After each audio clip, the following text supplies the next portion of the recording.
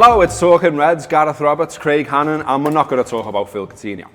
Well, we might do in a minute, but I thought everyone's talking about it. It's doing me head in because there's a big.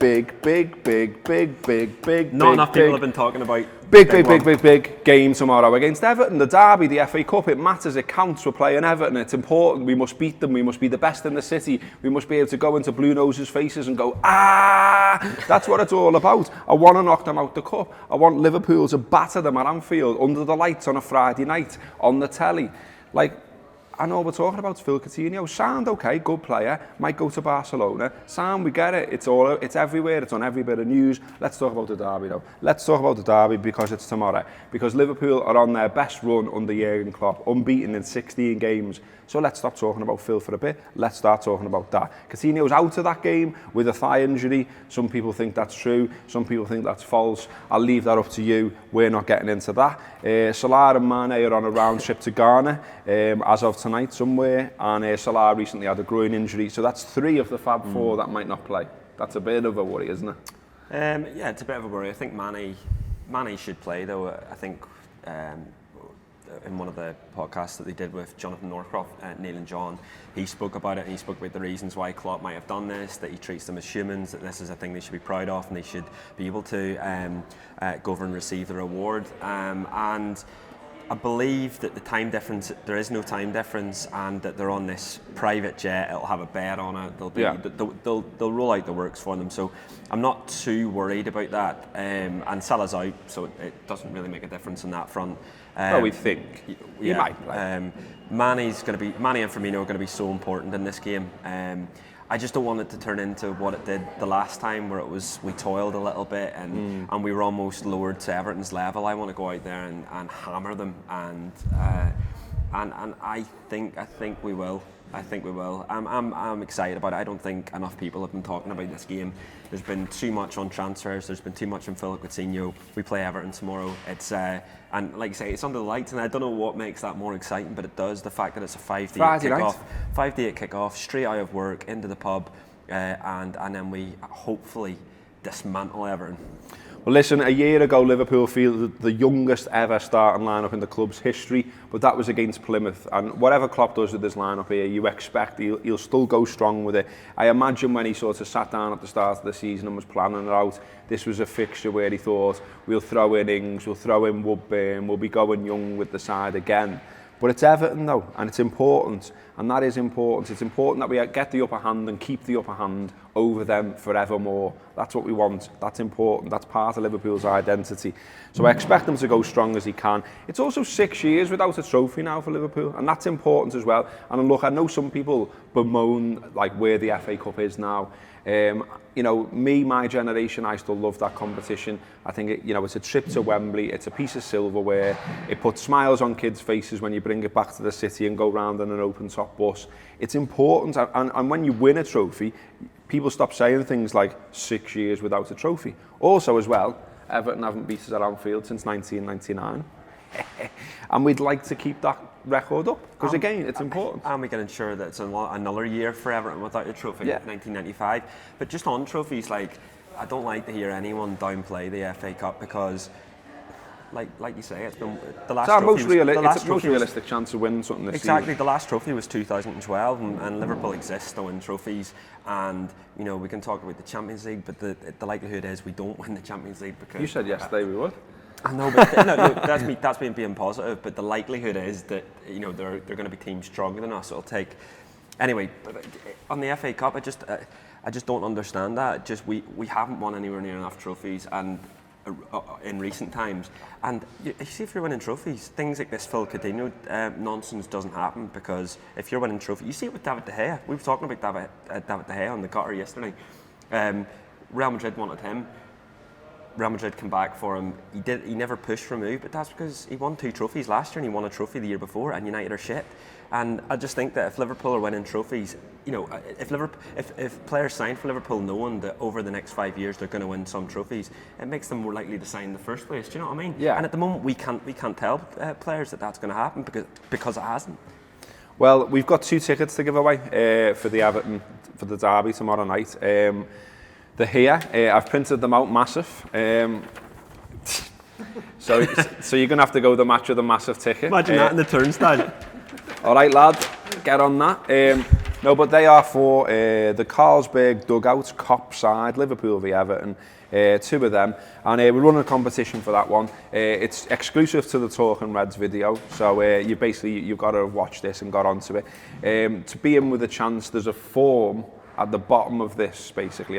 Below the video, there will be a form. In the description. Go into the form, fill it out, answer the question, but also comment on this video on YouTube as well, and subscribe to the Anfield app on YouTube. If you do all of those things, if you tick all of those boxes, and you get the question right, you'll be put in the hat for the chance to win these 2 tickets. The other stipulation is that you're able to get to Liverpool City Centre tomorrow afternoon by 3 o'clock to our office, basically. Shh. To Avenue HQ in Liverpool City Centre at Man Island, and then we'll hand over the tickets there to the winner. So if you're going to enter, make sure that you're able to get down for then, or send someone down. Shh. And yeah, so that's the stipulation. So if you want to get involved, if you're looking for 2 tickets for tomorrow night, here's your big chance, get involved. All right then, so I said I wasn't going to do Coutinho straight away, but we're going to have to do it. Simply because Melissa Reddy, sometimes of this parish, trusted reporter, she works on the patch, she's got contacts at the club, she's got contacts home and abroad, she knows, well, she's interviewed Phil Coutinho in the past as well. I'm just speculating, I don't know where she's got a story from, she doesn't tell me, but what I'm saying is we probably can trust what she says. On goal.com then, earlier this morning, she wrote a piece saying that Barca are finalising an offer in excess of 150 million euros, which would make him the 3rd most expensive footballer in the world and their record signing. Only Neymar's move and Mbappe's move will surpass the figure. It goes on, it will be supplemented by add-ons, blah, blah, blah, blah, blah. What else have we got here? We know that he scored 12 goals this season and he's played pretty well. And we know also that Liverpool rebuffed previous offers. I mean, basically, I don't think Mel will have written this without some kind of indication from someone somewhere that there's a likelihood of this bid coming in. We knew that anyway, there'd been speculation along those lines, but it does feel like Barcelona are definitely going to test the water. Also interesting this morning is the line that, there's lots and lots of talk, as you would expect when something like this happens, not least in the comments on our YouTube channel. Nice one to you, mate, who comments every single day and says FSG out. What do you want me to do about it? Go and knock on John Henry's door and tell him to sell the club, mate. There's not much you can do about it. But this constant FSG chat, there's a line in lots of the papers today saying that the final decision on whether he stays or goes in this window will be Jurgen Klopp's. I think back in the summer, the talk was that it was FSG that wanted to keep him. It was Klopp that wanted rid because it was them who put the statement out. Yeah, but that Klopp sort of, when he deals with players, he wants a year from them, and then at the end of the year, they look and see, right, who's going to leave and who's going to stay. And when Coutinho returned to training at the start of last summer, he was very much in on the project. He'd signed a contract months earlier, only a few months earlier, but suddenly that all changed because Barcelona come in, and so there's that level of trust with Klopp. And I think that if Klopp feels that this is just a step too far and a bridge too far, I think he will have the balls just to get rid. Well, he's massive on team spirit, isn't he, Klopp? Yeah. He's massive on the group, on the mentality of the group, on everything sort of being right and everyone pushing for the common goal. And if he feels that sort of Coutinho's attitude is going to affect the camp, if he feels all this talk around transfers constantly is going to affect the camp, because you look at when it all kicked off last time. I think it did affect the mood when we went to Watford. It affected the mood of the fans, and it may well have affected. The day before. Yeah. It happened. It came out the day before. Everyone involves human beings, as we always say, yeah. And it affects your mood when one of your star players is so obviously saying, "I want to leave this club." So maybe there is a possibility that Klopp just says, "I've had enough." But I mean, what you want to happen, hopefully, is there to be a replacement lined up already. I mean, lots of people saying that needs to happen first before that happens and all this. Look, everyone knows that this Coutinho deal is going to happen at some point. So I don't really get that argument. Everyone knows Liverpool have got money. they're going to get overcharged one way or the other, whether he goes now, whether he goes in the summer. So, you know, we're going to do the papers next, and there is a strong link to a player that we expect or could replace Coutinho, so we'll talk about that in a second. But yeah, I mean, just to say that, it does feel like it's going to fall with the manager to make that decision. We'll see what happened, but Mel's piece there suggests that something is in the post very, very imminently. Just one thing before you finish up, it's well worth listening to the Gutter last night, because they talk about Coutinho. Got a bit heavy, didn't it? It was heavy. It was heated, I would say, between Mike Nevin and Neil and Rob Gutman. They discussed Coutinho at length. Not everyone agreed with each other, and it made for a great listen that's going off on our social today, so definitely got on that. Yeah, I'd have a listen to that. I mean, people do often say that they think some of us agree with each other too much. There is no editorial line on the Anfield app. Everyone says what they want to say, believe me. And yesterday, apparently a bit of an argument on one of the shows, so what more could you ask for? We'll be back in a second with the papers. All right, back with the newspapers then, and I did mention that, you know, we've been strongly linked with a player over and over. It's on the back of the Mirror today. There you go. Cop Eye 90 million Lamar. I'm sure most of you now are aware of who that is, Thomas Lamar at Monaco. We've been linked with him over and over. There was talk of bids going in towards the end of the last window. Arsenal had to go as well.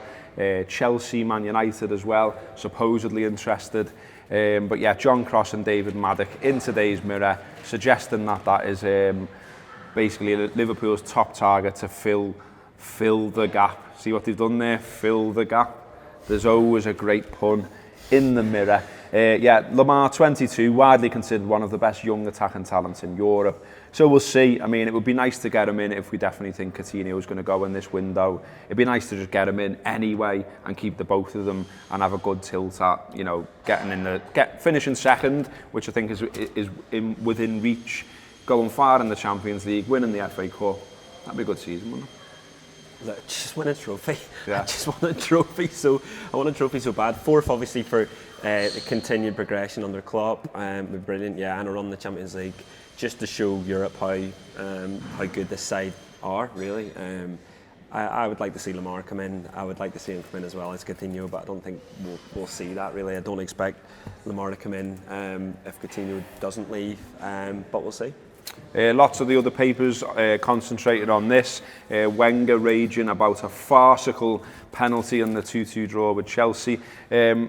Pretty interesting comments from Wenger in that he basically said he expected a farcical decision from referees. I would suggest that he's already in trouble anyway about moaning about the West Brom decision. He will be in even more trouble, I suggest, for that one. But what's interesting on the back of the Times, exclusive from Martin Ziegler, he says, historic vote set to approve video referees. So a little chat on that. I'm not sure about this, I've got to be honest with you. I get that there's lots of criticism of referees at the moment. I get that because there's cameras everywhere in the Premier League, it highlights decisions being wrong, in inverted commas. But isn't the very fact that there's human error in football part of it? Gives us something to talk about. It gives us, but it gives everyone something to talk about. I mean, you know, you walk into the pub after a game, you talk about players' performances, and then you're like, that referee, how didn't he see X? How didn't he see Y? There's got to be a little bit of subjectivity in the decision making. There's got to be something interesting around it, and I think the more you go down this video referee lane, I don't know, I'm not sure about it, because the other thing that worries me is, you know, I like grassroots football, I like non-league football, and I just think doing this makes that almost like a different sport again, because they're not going to have video referees. And so what's happening with them then? And like, you know, in the FA Cup, when you draw a team away and it's a big team against a little team, well, what happens then? Are we having video referees or aren't we? You know, I don't know. I'm just not sure about it. I get it, but at the same time, I don't. It's certainly, as a Sunday League player, it would certainly feel like that Premier League football is even further away, because like you say, it does become a little bit different. I think the thing about the video referee is it still is a little bit subjective.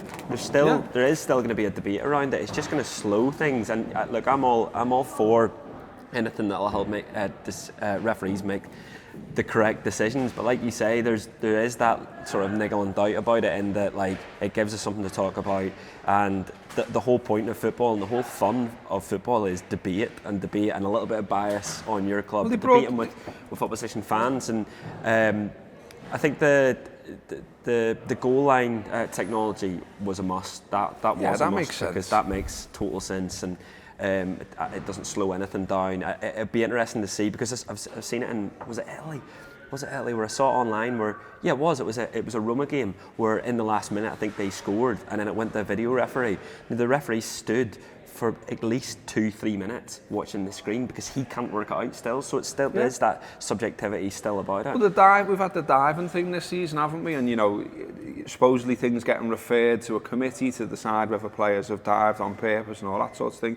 Even then, it's remained subjective. You had the one that Moyes kicked off about, where he said, well, how come on Goals on Sunday on Sky, you had 3 ex-pros sitting around a telly saying, no, it's not a dive, and then the next day the lad was done by the video panel. So that demonstrated the subjectivity that will exist at that. And even the penalty Wenger's kicking off about last night, I think most people would sort of go, oh, well, it's a soft one. But he didn't get the ball. He kicked his foot. But then I feel sorry for referees having to make these decisions with the speed of football at the minute, and especially, like, I hate on BT Sport whenever they go to like Howard Webb or whoever's in the studio, and they say to him, oh, Howard, what do you think? And he says, oh, it's the wrong decision from the referee. But Howard's just watched it in 3 different angles in slow motion on screens, and that referee's had to make the decision there and then after seeing it once in full speed. And so I do feel sorry for referees, and maybe something that helped them, they might welcome it, because it deflects criticism from them. You've got 2 assistant referees. In UEFA games, there's the other fella knocking around in his trackies behind the goal. I still don't know what he does. He doesn't seem to do much, does he? He's got a good job, doesn't he? But I don't know, we'll see. I mean, it looks like it's going to happen, so what we say about it doesn't really matter, and we'll see, and we'll find out whether it's a success or not. Elsewhere in the papers, I do love, as you may have gathered now, to laugh at both Everton and Manchester United at any given opportunity. And there's just been loads and loads in the Mail. The Mail are really going for Jose Mourinho, which I guess makes a change to people who are poor, people who are using food banks, any of the other parts of society that the Mail regularly have a go at, the Tory bellends. But yeah, today they're having a go at Jose again. Is Jose homesick or sick of United? There's an exclusive there from Matt Lawton. Basically, he's just sort of reiterating that Mourinho has never moved to Manchester. He still regards London as home. He's living in a hotel. His wife hasn't moved up to the northwest. And he's even got some information there that he believes that Mourinho hasn't only been getting the train up and down, but he's also been, he thinks, getting private jets around the place. So he seems to be falling out a little bit with the board over money. He's had a go at Paul Scholes, which hasn't gone down well with everyone. And now there's this aspect as well. An insider has said that it appears that Mourinho is having 3rd season syndrome a year early.